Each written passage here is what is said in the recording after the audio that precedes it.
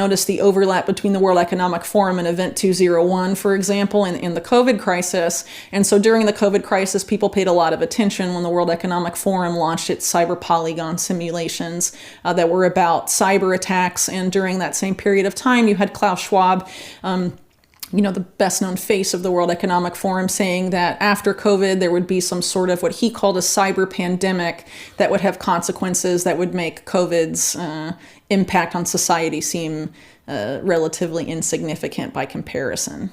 I think the whole idea of a cyber attack is sort of contradictory to a lot of the stuff that was pushed for during the COVID era, where we were pushed increasingly out of the physical world into the digital world. And then the digital world is also under attack from cyber attacks and what have you. So I think ultimately the goal is to use cyber attacks as a means of centralizing control of the digital world.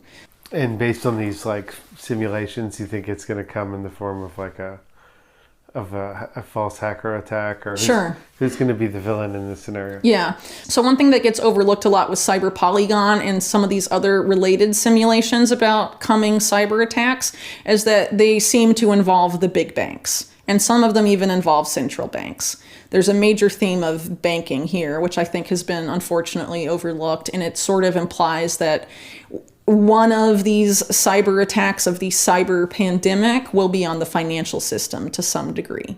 So, for example, if you look at Cyber Polygon, it was the WEF, but it was done in partnership with Russia's largest bank, Sberbank, and was one of the opening speakers of it was the Russian prime minister and things like that, which is in direct contrast, for example, to the supposed Russian hacker narrative that's been propagated extensively in U.S. mainstream media. The U.S. government had no problem and no criticism participating in Cyber Polygon, and no criticism of the WEF for co-hosting their cyber simulation cyber attack simulation with the supposed hackers at large that supposedly interfered in the U.S. elections. They said that they did that? Well, okay, so in 2016 and 2020, there were a lot of, narratives propagated